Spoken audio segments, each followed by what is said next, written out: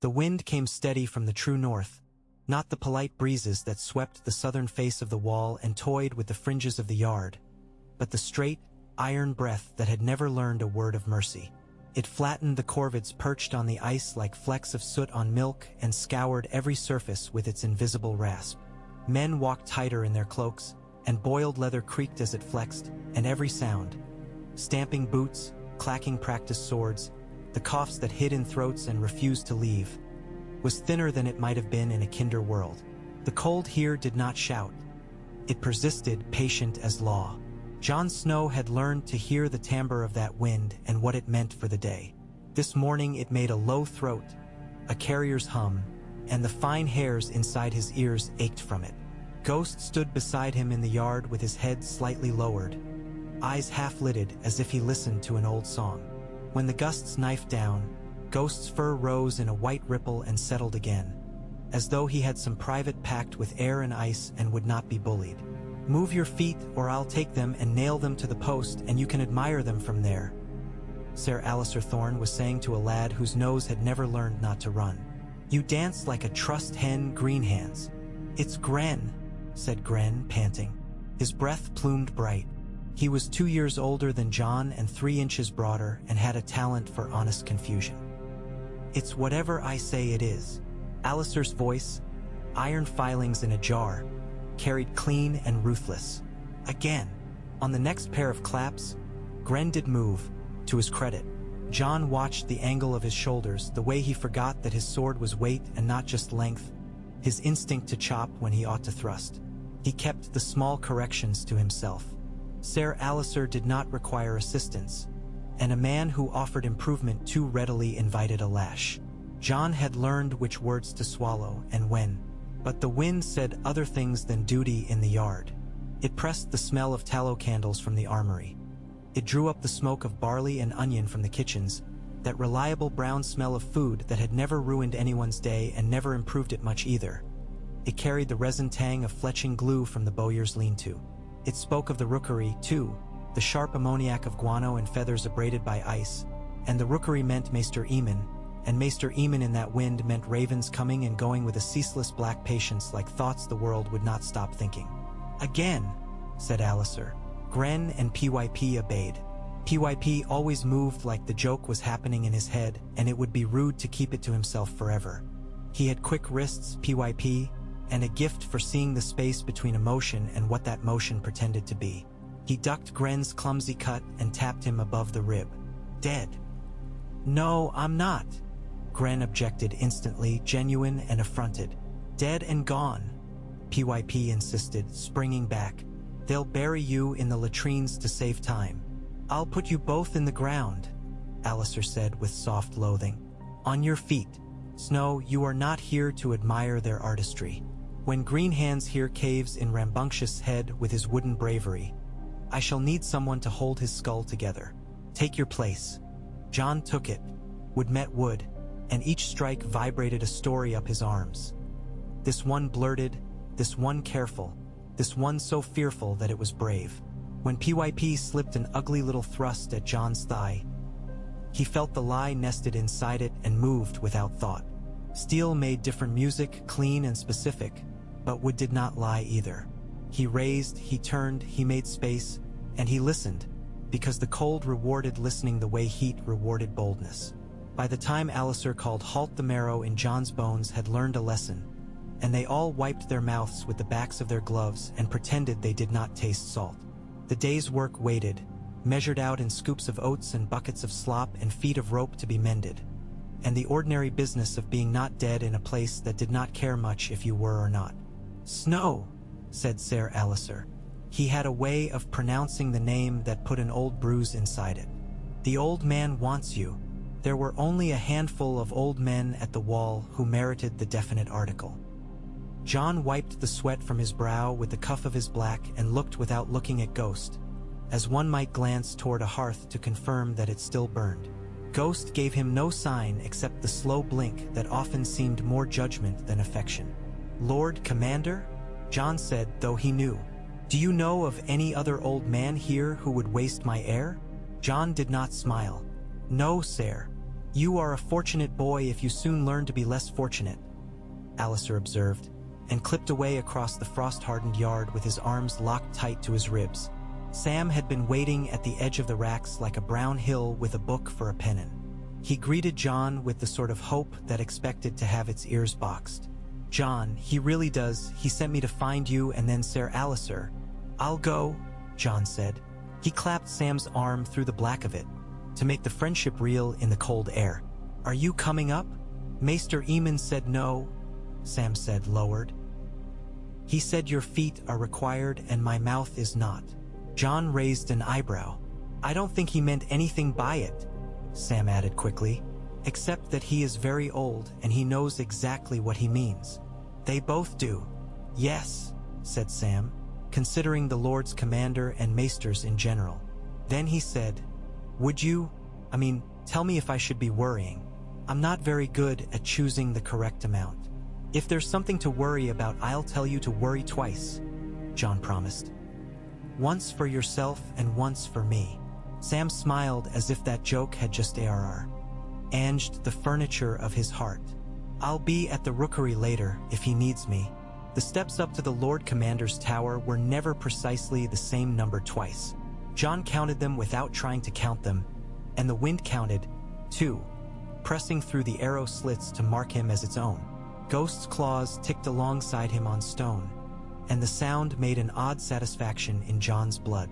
Mormont's tower had the smell of men who did not want to admit they were old, and logs that had burned in it until they felt they owned the place.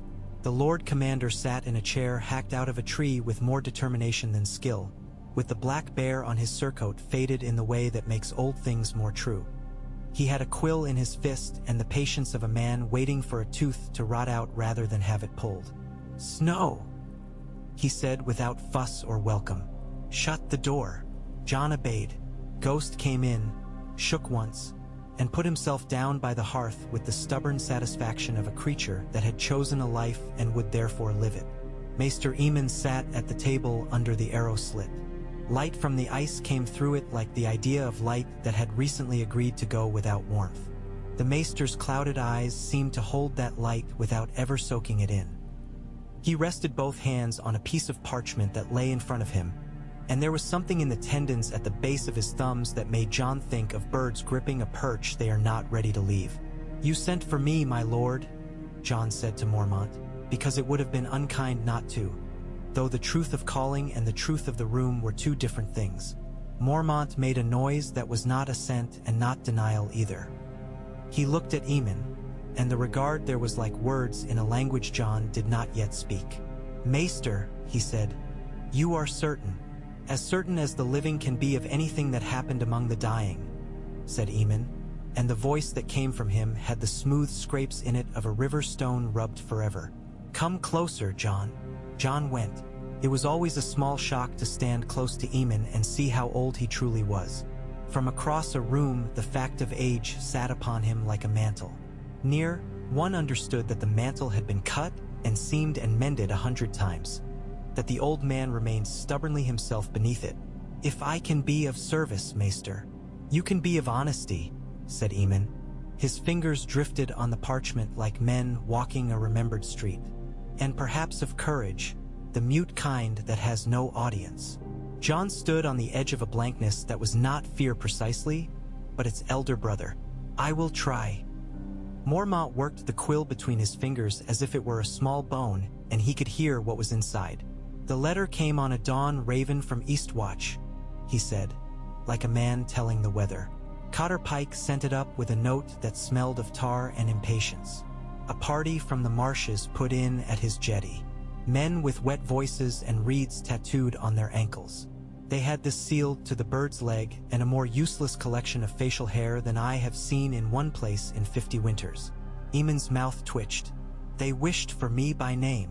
"By your name," Mormont corrected, and there was a sort of reluctant honor in the way he gave it. Aemon's hand tightened on the parchment until the nib of Mormont's quill, now still, seemed to remember that it was once a feather. "There are some doors that open when you speak the word mice, and some when you speak the word fire," Aemon said. "Jon, this letter bears the seal of Greywater Watch." He ran his forefinger around an imaginary circle. I felt the impressed edges with my nail. A bog flower I kissed as a boy. Howland Reed's device. Jon had the peculiar thought that if he spoke now, he might break something that had been standing in this tower for 100 years. He gave the room his silence. "The letter is addressed to me," Eamon said gently. "It should not be so. It should be addressed to your father." He paused, and though his blind eyes never flickered, Jon felt the old man looking at a face that was half in memory and half in the world. Some things are written for a single pair of eyes, and yet the eyes for which this was written may never see it. When a man cannot trust the heat at his own hearth, he must send his truth out over the ice to those who remember a different summer. Jon's mouth was dry. "Maester!" "Listen, Jon," Eamon said. He lifted the parchment a hand's breadth, and the wind from the slit made its edge quiver like a thing alive. "A man you have never seen but whose mud you might dream has set his hope in this. He writes as one who expects to have regrets but will keep this one, at least, off the list."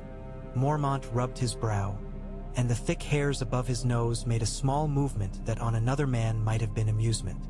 "Reed writes that your father came to his island some years ago, bleeding and bound to a secret like a man at the wrong end of a rope. He swears that he swore with him. He writes that the Tower of Joy had a roof and a door, but no one who entered it left unchanged. He writes that you were born of a Stark sister and a prince who learned the wrong lesson from songs." The room, the wall, the world seemed suddenly too full of edges. Jon had to place his hand on the table to assure himself he did not simply fall through the floor and keep falling. "No," he said. "It was not an argument, only a sound." "Lyanna," said Eamon, with the care of a man putting a child's name back in the world after it has been long missing. "And Rhaegar." Jon felt the cold inside his chest like glass. The wretched, faithful thing he had called hope for years shoved forward, bloody knuckles and raw along the forearms, and then retreated like an animal that has mistaken a door for a sky. He had imagined this secret sometimes in the dead time, between practice and porridge, in the bathhouse when steam softened the world's angles. He had imagined it cruelly and tenderly. He had imagined it and scolded himself for it. "No," he said again, but his voice was already trailing him by several heartbeats and could not catch up. Mormont looked at him without softness and without any sort of pride. The Lord Commander's gaze had become, after years among the cold, a kind of law. Reed swears by the old gods that Ned Stark asked him to keep this until there was need. He says the need is grown legs and walks straight at us. He writes that your father had more honor than safety, Eamon added, that he wrapped you in his name and brought you home to his own lady, who was already colder than the air through a keyhole. He writes that he could not unswear what he swore, and that he could not risk a raven through Winterfell's hands when the capital was sniffing at every trail. He writes to me because I am old enough to be unimportant to some and yet old enough to be of use to those who have survived long enough to have hard truths. He writes that if I thought it right, I might tell you. Ghost made a small sound, a soft chuff like a puff of snow shaken from a bough.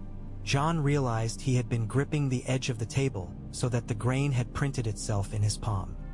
He let go and stared at his own skin like he expected it to tell him its history. "I am sorry," Eamon said, and Jon thought, "It is an odd thing to hear an apology from a man who never did you any wrong. I am old and I have wronged many that I loved by not speaking when perhaps I should have. So I will be plain now. I cannot give you back what the lie made for you, the room you were given to stand in. But I can place you in the room where you stood all along. Will you stand there? Will you look?" Jon found that the room to which Eamon invited him had no floor and no ceiling.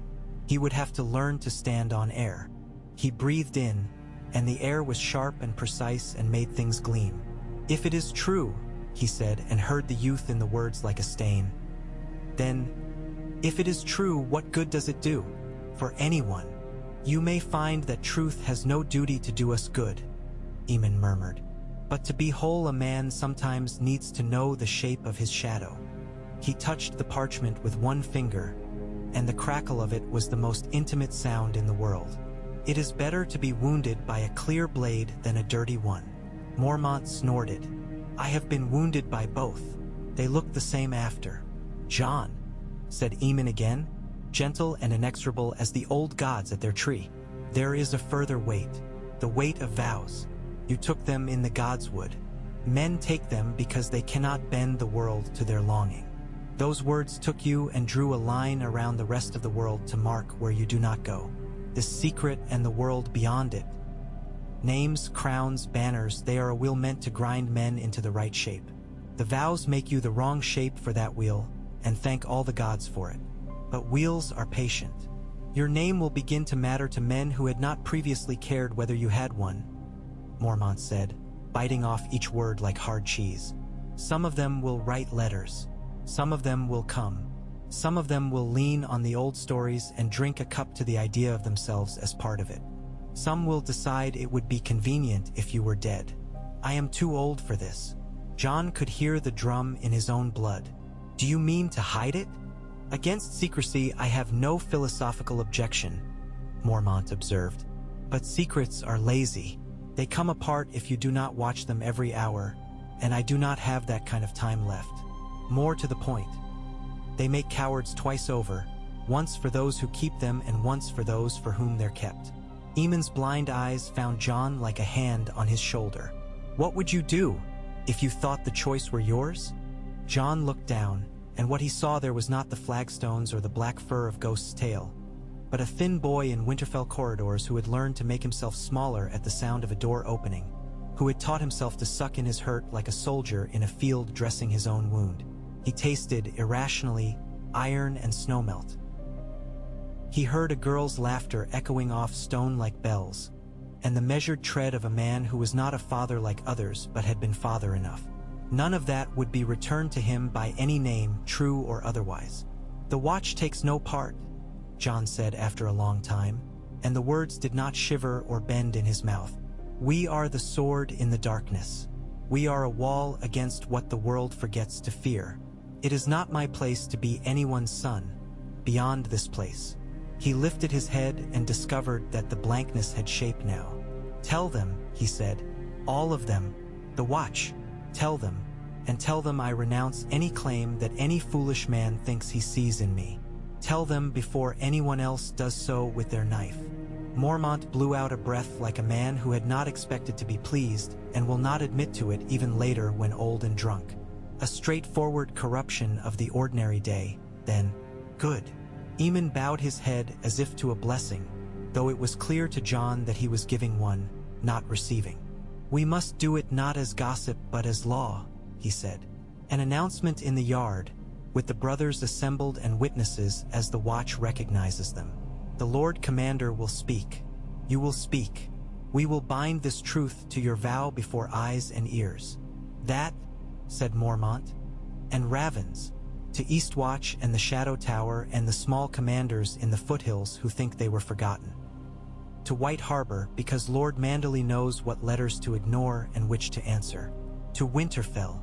Something passed over his face then, not sentiment, but a stone dropped down a dark shaft.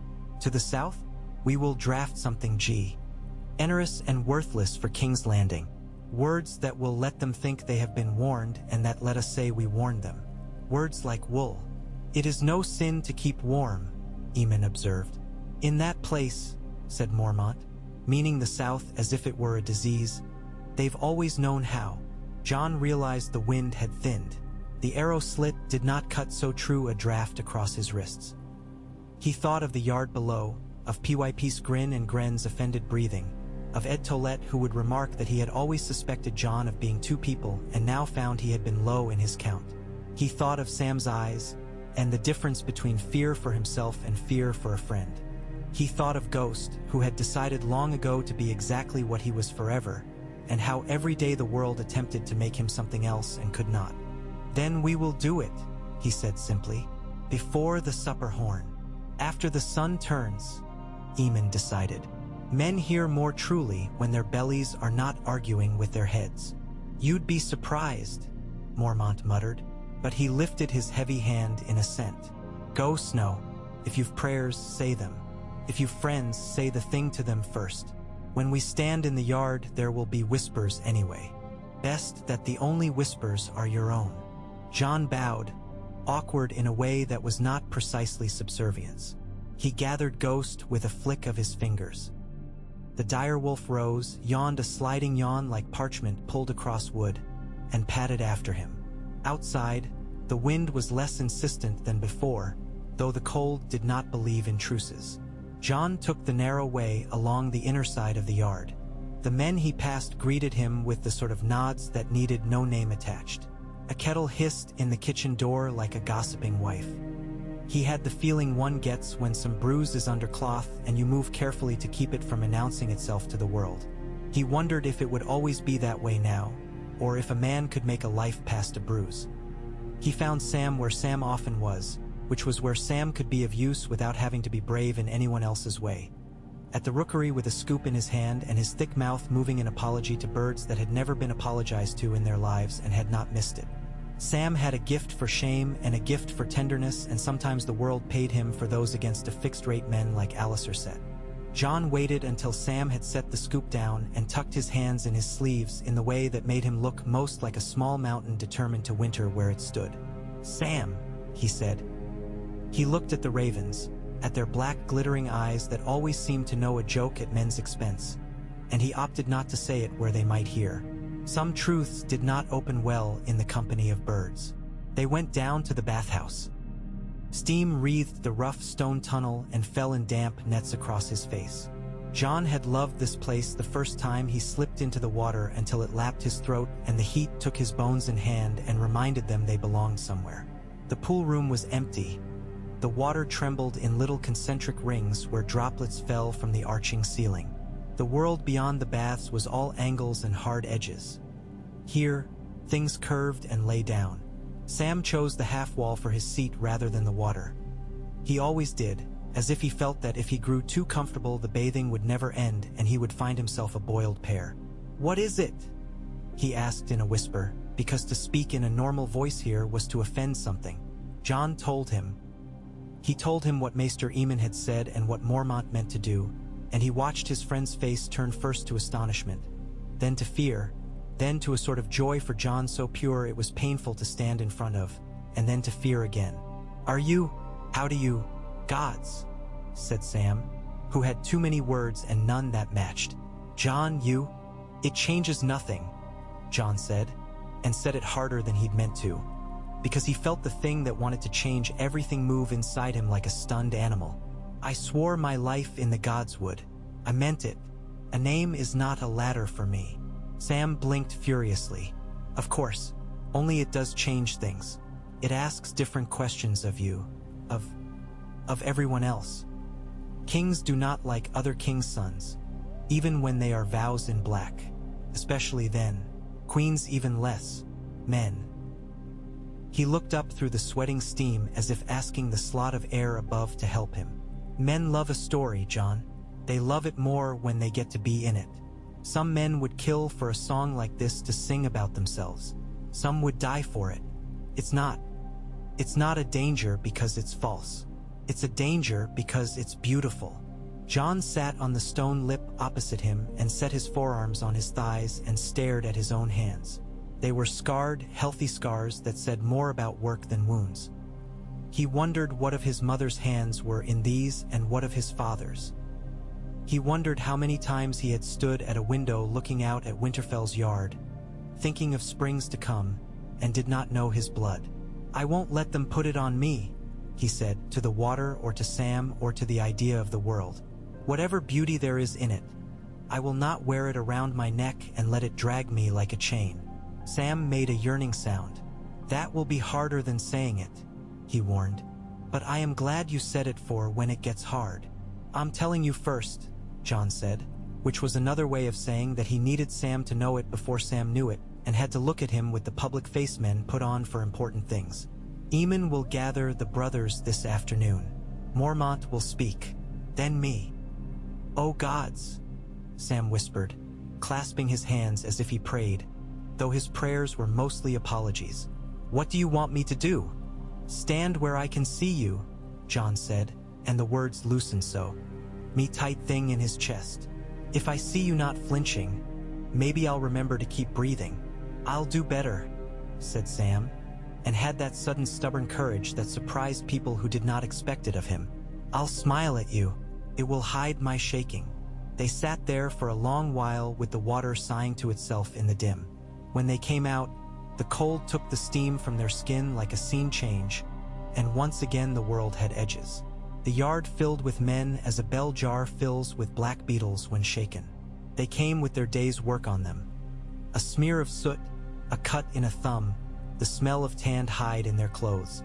Othel Yarwick had a splinter in his lip and a bit of hay clinging to his beard. Bowen Marsh had that look on him as if his fingers counted even when he slept. Sums of flour and cord and salt beef marching across his vision like dead men's boots.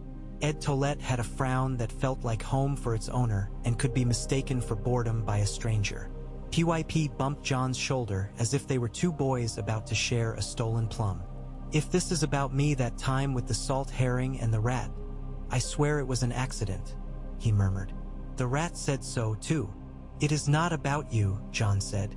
It's never about me, PYP sighed. Until it is. Ser Alistair loomed with his arms folded and his mouth already prepared to be unimpressed. Brother Arthur stood behind him with his nose scabbed from a fall. He was blowing snot into a rag as if a man could empty his fear like anything else. A scatter of silent men from Eastwatch had trickled in on the latest supply sledge. Salt had dried in pale sculptures at the corners of their mouths. They smelled like the sort of sea that would drown a man and not brag about it later. Maester Eamon came with the Lord Commander and with Donal Noy the one-armed smith. Noy had a face that never seemed surprised by anything that did not come out of forge or man, and looked them in the eye as if they were both his business. He had forged blades for princes once in a city that never saw winter and tossed them into pockets like stones. Now he repaired buckles and told boys that their friends would become their family, and then watched some of them die and said nothing about whether that meant he had been wrong. Mormont raised his hand, and the yard quieted with the mutual courtesy of men used to cold. Brothers, he began. He did not waste time making the word sweet. Men are not stones, and this place is not a tale that stays the same wherever you tell it. Some of you will have heard that a raven came this morning with a letter for the maester. It did. Sometimes letters contain what they say. Sometimes they are a way to put off doing something. This is the first kind. The men shifted, a body before a dive, and then held, because it is bad form to begin a murmur before you know what you are murmuring about. This concerns one of our brothers, Mormont said. It concerns him because of who his mother was and what stories were sung about his father. Some fools would say this concerns the world, but I have no time for fools, and the world is not a very good listener. We will deal with this in our yard, with our laws. He will say his say. We will nod it like men who have attention to spare, and then we will go back to our dull, endless jobs, which will be here when whoever is king is dust. He turned his head, and his eyes dug into John with a heaviness that was almost affection. Snow! John stepped forward. Ghost glided by his side like a thought that had learned to wear fur. He had not planned what to say the way a man writes out an oath on paper and practices it under his breath. The watch had taught him that practice helps even with what you cannot plan, and it had taught him to trust his feet to find the ground that was there under them. He stood in the middle of the brothers and let their faces arrive in his eyes. Brothers, he said, and though he was young the words sat under his tongue with weight. Maester Eamon told me this morning what a letter told him. It is a secret that was meant to be kept. It was kept for me and because of me. I do not want it to be a secret for you. I do not want it to be used against you. He could feel their attention like a rope around his waist, steadying and constraining. He placed the next words like bricks. I was told that the woman who gave me life was Lyanna of House Stark. I was told that she loved me enough to die, and I cannot prove that, but I can hope it. I was told that my father was Prince Rhaegar Targaryen. I do not know who he was, beyond the stories men sing when they need to imagine themselves better than they are. I learned this today, as you are learning it. A sound moved through the men like wind in winter weeds. Not a gasp, something thicker. Ser Alistair's mouth did not quite curl. Ed's eyebrows sat up a fraction as if to say, "Well now." Sam stood slightly forward of the pack and had his hands folded and a look like he would bless Jon if he had the right words. Jon didn't allow the sound to perturb the measure of his speech. "I took my vows in the gods' wood. I spoke them to the trees and to the men who stood there and to the cold air. I meant them then before I knew this. I mean them now. If that name, his name, my mother's name, puts you in danger, I mean them twice.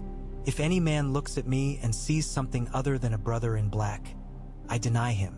If any man comes from the south with papers and the sort of smile men wear when they think they hold a leash, I will not wear it. If any man here thinks that I wish to be named anything but what I am, if he fears it, I tell him now I fear it more and I refuse it." He let his hands open, palms forward, the way he had seen condemned men make their bodies small to take an arrow. "You know me. You know me by how I sleep and how I hold a sword and how I treat my friends and how I watch our enemies. I am not a song. I am our brother. That is the only crown I can bear and the only one I will not set aside." The quiet after that had texture. Bowen Marsh worked his thick lower lip with his teeth as if tasting and accounting. Othel Yarwick scraped a finger through his beard and left a path like a small road. PYP widened his eyes comically and then arranged his face into something that could attend a funeral and not giggle. Maester Eamon raised his head. "I witness," he said. "The letter bears a hand I know through other hands and names that I can verify and a seal that was described in this tower when I was a boy as if it were a thing of beauty. I witness also this, his vow binds him. The watch has a way to catch men who would slip. This truth will not make the ground beneath him less firm if we do not let it. Ser Alistair was given his moment because there would be no peace if it were taken from him. I had long suspected Snow of high birth," he said drily. "The way his nose lifts when I address him and the way he picks his friends, for instance. Now we know who to send letters to when he fails to follow directions." He paused, as if tasting the reaction and finding it worth swallowing. "The wall takes extraordinary measures to flatten men. Some pop back up like bread baked wrong." He spread his hands. "We are, alas, not bakers. He has been useful. He may yet be. If a man with blue eyes from farther north than any man should come down to shake hands with your face," he added, as if he could not help himself, "you will thank the gods for every sword, even if the hand that holds it belongs to a prince who thinks linen is a kind of fine snow." "Ser Thorn," Mormont said, so mildly that it nearly melted, and Alistair subsided with a look that promised they were not finished, and would never be finished. Donal Noy shifted and the stump of his arm made a small decisive movement. "The boy's metal's been tested," he announced, as if that ended all debate. "He rings true. Truth ain't always pleasant, but it doesn't bend. If any of you wish to take your chance proving that his arms are less good for pulling a bough or lifting a pot because of his mother's name, ask me for a hammer. I'll make you something to knock sense in or out as you prefer." Ed Tollett spoke in his soft, mournful way. "I always said Snow was too quiet. It's the quiet ones. One day they're boys, the next they're princes, and the day after that everyone's talking about it at supper and the soup's gone cold. Well, if anyone wants my supper on account of it, he can come try to take it. The stew will put up a fight." The laughter, small and relieved, did the work it meant to do. A sliver of tension bled like pus from a wound that had been pressed upon. Bowen Marsh stepped forward an inch as if he were rising from a seat. He addressed the Lord Commander and not the Yard. "My lord, we will need to reduce the ravens to those we can afford to send. Each letter I write is meat I cannot count. We will need more oats this winter, and salt fish, and men." He paused, eyes not unkind. "I do not say that this news brought that need. I say only that men will look for reasons to give us less when they smell complication. The South does not fancy our work as it is. If they think we are a nest that breeds dragons, they will find reasons not to feed us." Mormont's lip curled, which on his face was nearly a grin. "Perhaps we can tell them we are a nest that breeds men. They may find that more astonishing." He lifted a hand. "Enough. We have work. Yarwick, keep your men honest with the carts.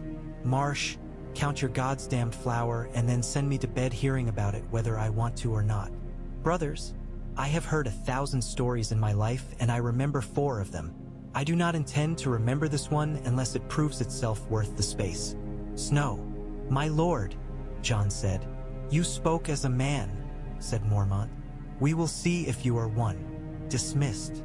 The yard broke apart with the relief of men who have seen something difficult and discovered it did not require their blood at once. They went in small eddies to their stations. To carry, to mend, to stir, to complain. The cold put its hand back on their necks and they went where it guided them. PYP found Jon by failing to let him move away. I was going to call you your grace, he said, wide-eyed with mischief. But then I thought, no, that would be rude, and also I would like to keep my teeth. So instead I shall call you something even better. You're rather than. Rather than what? Jon asked, not unwilling to be tugged back into ordinary talk.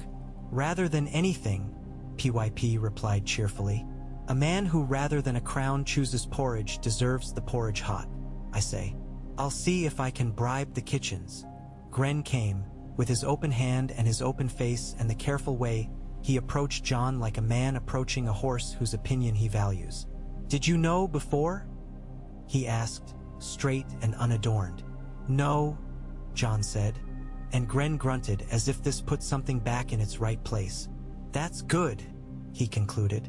If you'd known and not said, I wouldn't know which face to look at. He frowned. Not that. I mean, I know what you mean, Jon said. Sam did not say anything then.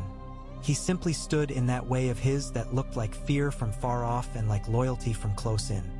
His throat made a small movement that meant words were not far, and then he yielded to the wisdom of silence. Jon wanted to grip his arm and shake him and say that none of this could be borne without him, but he did not do that because he was Jon and the yard was the yard and men have bodies to move, and that was a way of saying love that the world allowed. In the afternoon he went with Ghost along the long ramp to the top of the wall. The sky was bleached close overhead, as if someone had left the lid off the day and all the color had evaporated. The world beyond the wall lay out flat and merciless in every direction. Oh, that a man with a soul could understand it as ocean and the ice under his boots as ship.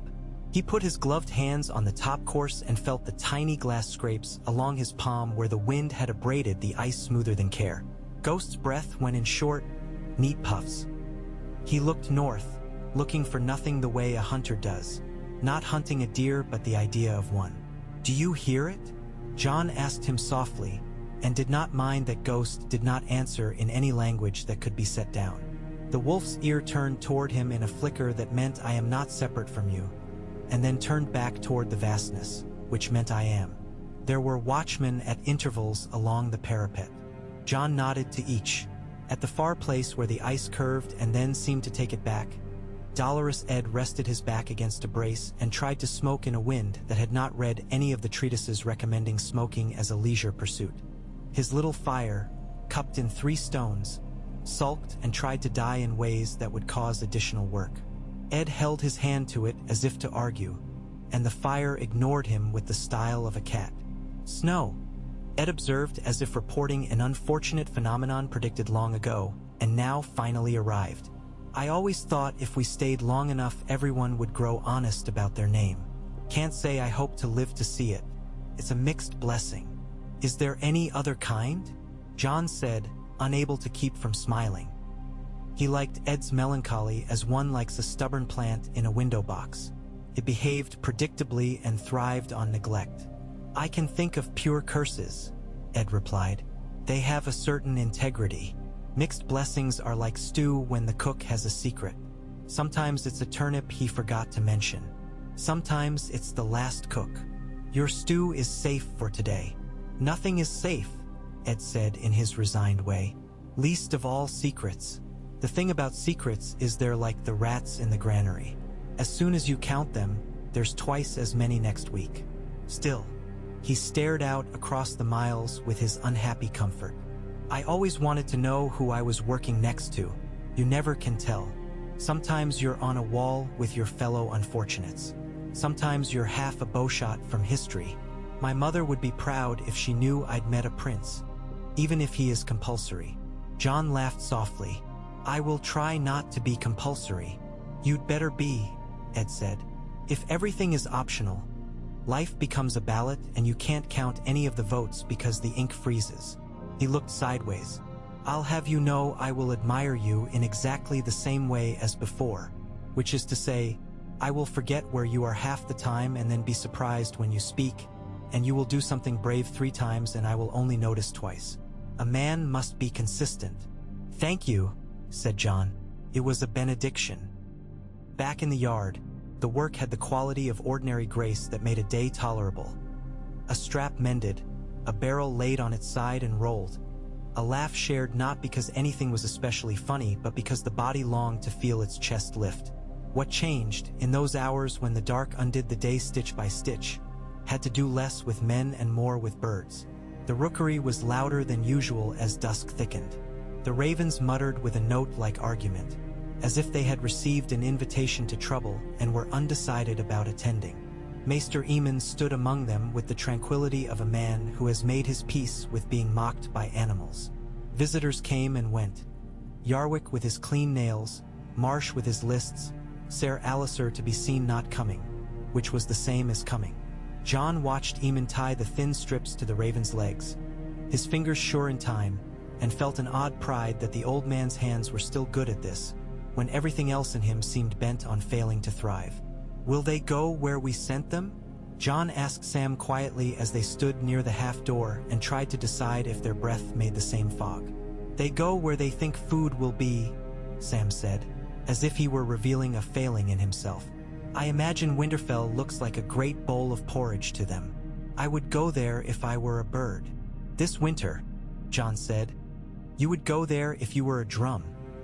I would go there if I were a word in a letter, Sam admitted. Are you worried?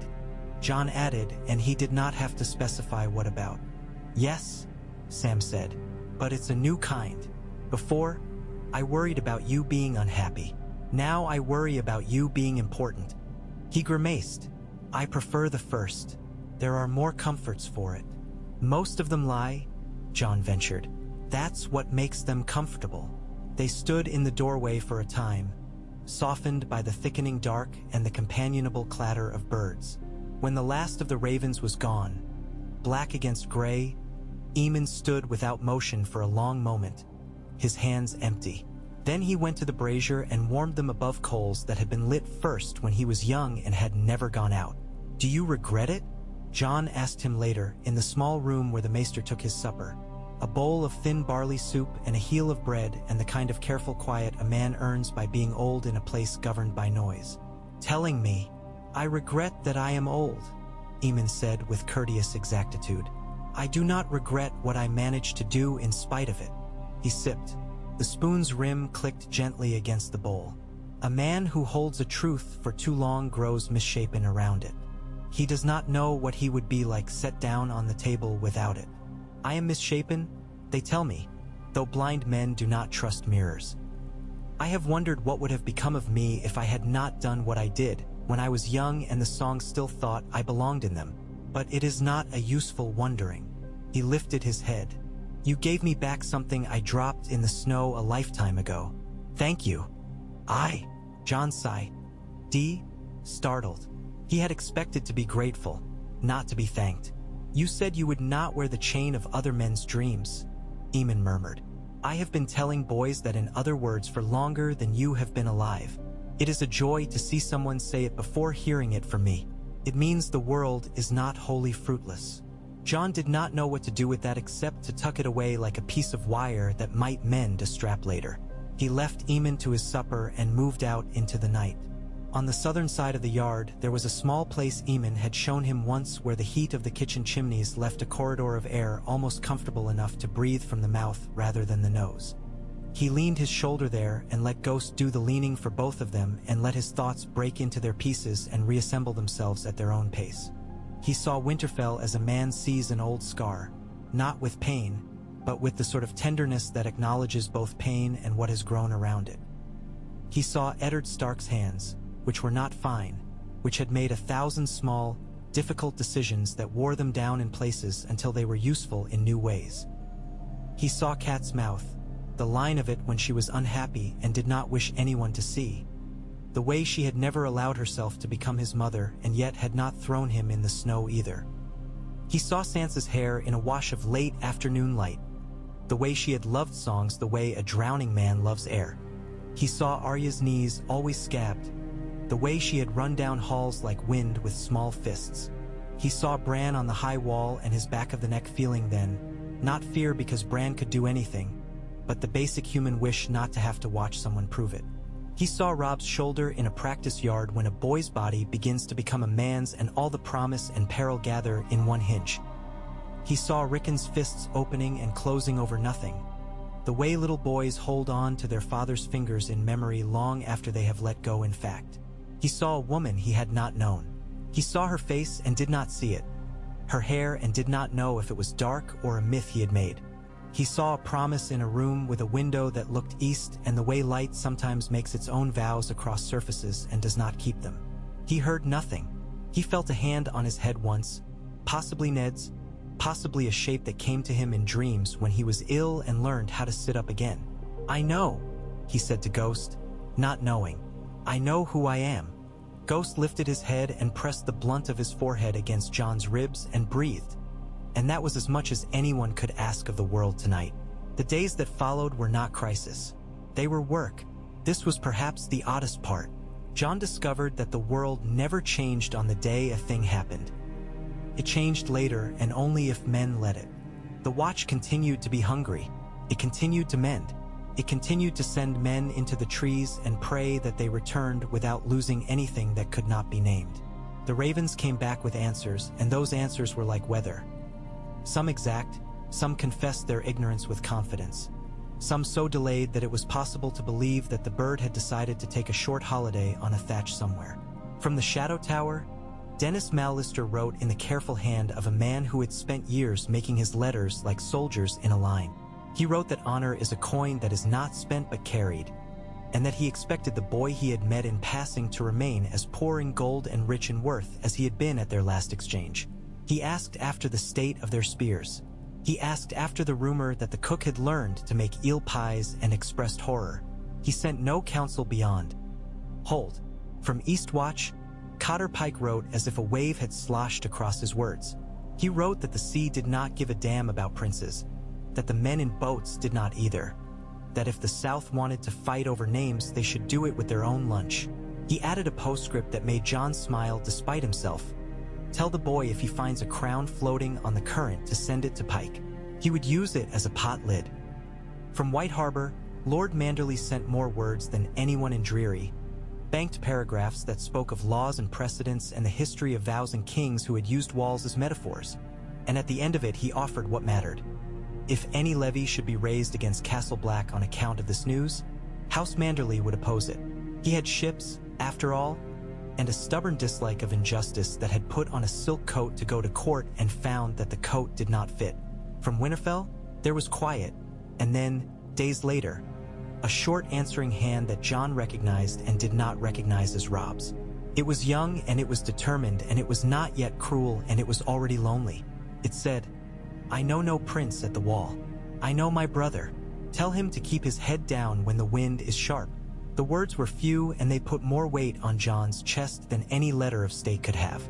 King's Landing replied in a tone that smelled faintly of wine and worry, and the way a man writes his own name as if to convince himself he knows who he is. It was not from the king. It was from a man who said he served him. It said that the crown took note of this intelligence, and that it would consider it in the fullness of time, and that the wall's duties remained to the wall. It had the quality of a tapestry in which all the animals have been woven more slick than creatures are in life. Jon handed it back to Mormont with the polite emptiness one reserves for a stranger at a funeral. In the yard, men came and went. A new recruit from the flea bottom with clever hands and too much mouth learned to shut it or bleed. A raider from the far north with a scar that made his lip part. Like a rip in canvas took the black with the quiet that meant the promise of freedom behind the wall had turned false for him, and he had measured out his days and found he preferred salt beef to songs. Alistair Thorne did not change. If anything, he took Jon's steadiness as a personal affront and prodded at it with choices designed to trip him into pride. Jon gritted his teeth only rarely. When he did, he went to Donal Noy, and Noy found him work with bellows and files until he remembered what his arms were for. "Steel is honest," Noy would say, leaning with his weight on his good hip. "If you hold it wrong, it cuts you. Men are not honest. They will say you look handsome with blood down your shirt and then ask you to do tricks while they clap. Best you spend your time learning which is which." Sam took to the letters with a hunger that made Jon both glad and afraid for him. "It's like having a small kingdom where no one dies," he confessed once, color high with excitement. "Words, Jon, they don't bleed. They behave if you put them in the right place. If you misplace one, it looks wrong. If you neglect one, it does not hate you later. They also don't fill a belly," Jon pointed out. "No," Sam agreed. "Neither does love. People act as if that makes it less necessary." In the weeks after the announcement, Jon discovered that the men who could not afford to speak to him now spoke to him twice as much, as if by talking they could insert themselves into the margin of a story that would mention them later. A builder with a crooked eye offered him a plug of chew and a memory of seeing Rhaegar once from a distance. "He had a way of walking like he thought music was following him," he said with gruff scorn. "Maybe it was. Maybe he had a musician," he added, not unthoughtfully. A steward named Crail, who had never before said 3 consecutive words to Jon, told him about his own mother's hands and cried, quietly, for 5 breaths, like a man who had meant to count to 3 and then went on. Jon listened. Listening was a wall you could build without stone. Listening did not favor or cure or permit. Sometimes men who spoke felt better after. Sometimes they did not. He felt no nobler for hearing them. He felt less alone for having done it. On a day when the sky lowered and seemed intent on sitting on men's heads until they remembered to bow, a party of rangers came back across the top of the wall and through the heavy lift. 6 men and 1 horse and a story none of them wanted to push into shape yet. The horse's flanks were crusted with salt and rime, as if it had dreamed itself onto a beach and died there and then woken. The men's faces had the flat look of wood soaked too long and then dried too fast.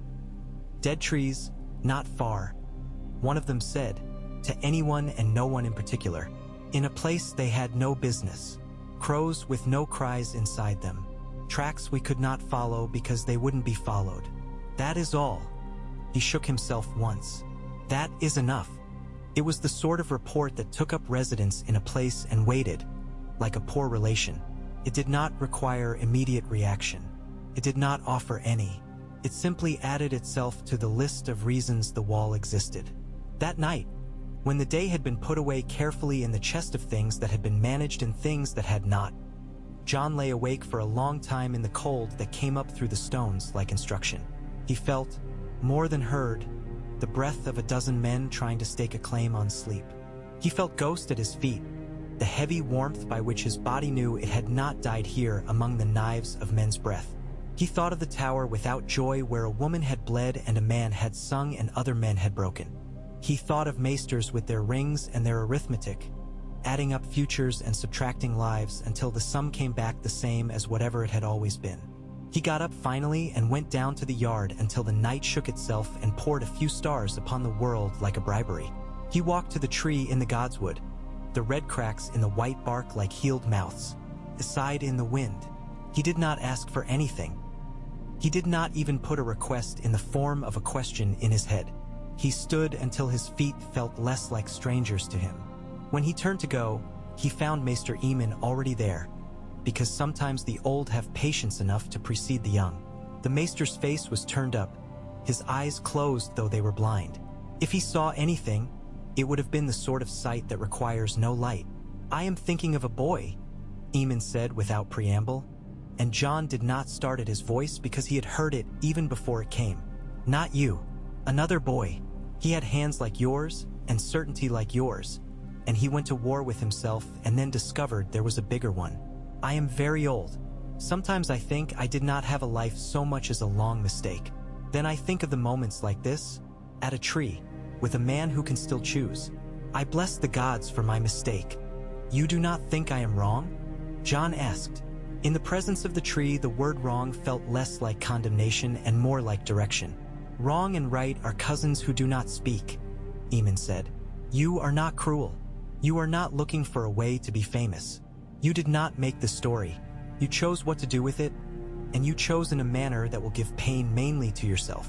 This does not guarantee it is right, but I have not found better measures." Jon bowed his head, partly because it felt correct and partly because the wind demanded a posture to slip past him. "It is strange. I feel not larger but smaller, as if the world has put more of itself inside me and there is less space for anything else."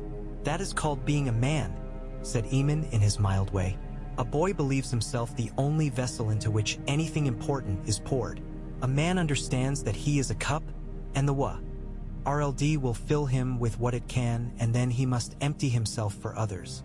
It is well that you feel small. It means you will not break your shoulders trying to carry the sky." Jon smiled, the small, unconscious smile one gives to a piece of truth which fits. He had not understood until that moment how much he had wanted Eamon to tell him it was allowable to feel weary. He felt suddenly young enough to sleep.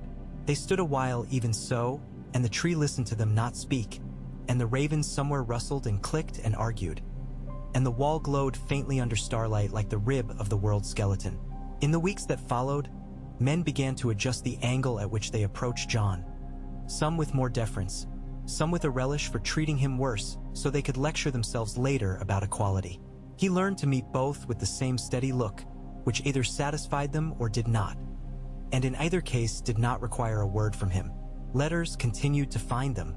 Once, on a morning that had the peculiar brightness that comes when cold makes the air thinner and everything appears too sharp, a raven arrived with a parchment tied in red thread. It bore no great seal, no arms. The hand was woman's and had the confidence of someone who writes while men argue and knows they will only read it twice. It said, "There are fires that go out because men grow tired and fires that go out because they have no wood. There are fires that go out because they were never meant to be lit except to show a path and then be left in their embers. I do not know which yours is. Be careful, boy. Be kind to your old maester. We are none of us who we were when we entered the world." There was no name at the bottom. Jon took it to Eamon, who touched the parchment as if it might bite and then smiled with his thin mouth. "There are still women who think," he said. "I am pleased." Ghost began to spend more time looking north. He did not grow restless. He did not whine. He simply paid attention to a piece of air that had previously not merited it. Jon noticed. He did not say anything at first because he had learned that if you remarked upon the way the north looked at you, the north would stop behaving and either look too hard or look away. Then, on a twilight when the western clouds were the color of meat that has just been cut and the east was already regretting the day, the horn at the gate sounded a low one note that meant nothing urgent and yet something definite, the way a man clears his throat before speaking.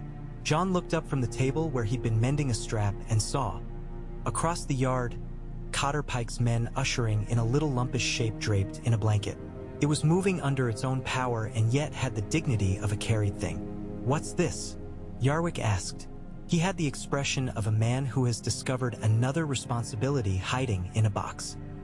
"Couple of poachers," said the East Watch man who had brought it in, and he sneered not at the poor but at the lie men told when they were caught. "From the far side, came to us white in the face and bluer in the fingers. Said they saw fires in a place without wood. Said they heard singing where there aren't throats." "You have to have a throat to sing," PYP objected immediately, which got him a cuff. "Not their words," the man went on. "Said they'd kept moving and what followed did too." The small shape on the bench lifted its face from the blanket. It was a girl, perhaps as old as Arya, perhaps younger, with eyes the color of old copper and the sort of stillness that does not belong to the very young unless something has stolen motion from them. She looked at Jon. For a moment he had the sensation, barely formed, of being mirrored. Not the features, the inside, where the hunger is not always for food. "Do you know what followed you?" he asked her gently. She shook her head no without moving more than her chin. Her mouth opened a little and then tightened again around whatever word had tried to come. Later, after she had been fed and wrapped in a second blanket and given a place on the straw where a man from the third rank could keep an eye on her without thinking he was doing more than his duty, Jon stood at the steps to Mormont's tower and watched the light moving in the window slit. It was not yet full dark. The cold had that very particular bite to it that meant the sky would be clear and therefore the night long. He did not think, "This is the beginning of anything." He did not think, My name will matter in this. He thought only, the wind is the same wind that was here when my grandfather was foolish, when my father was dutiful, when I was less than I am. It is not for me. It is with me. I will breathe it, and it will make a winter of my breath, and I will place that on a table and ask men to eat of it. They will make what they like of me. I will be here regardless. Ghost came to his side and sat and leaned and made the sound that meant both patience and readiness. Jon put his hand on the wolf's neck, in the place where the fur is thick and warm and smells faintly of wild onion and snow. He did not draw courage from the touch. Courage came or it did not, but he took steadiness, which is better. Behind him, somewhere in the rookery, a raven tried out a sound that resembled a word and resembled also the cracking of ice on a stream when a man tests it with his boot to see if it will take his weight. It did not say his name. It said a syllable that could have been anyone's. That was well. He preferred not to be a word on a bird's tongue. He went back to work. The strap needed holes measured and punched. The hole was a circle. A circle was a line that had made a promise to itself and kept it. He smiled a little at that thought, and then put his head down, and the night came on like a sitting shadow and pressed all the details down until they made a shape together that men could live inside, for a while, and call its Aphidy.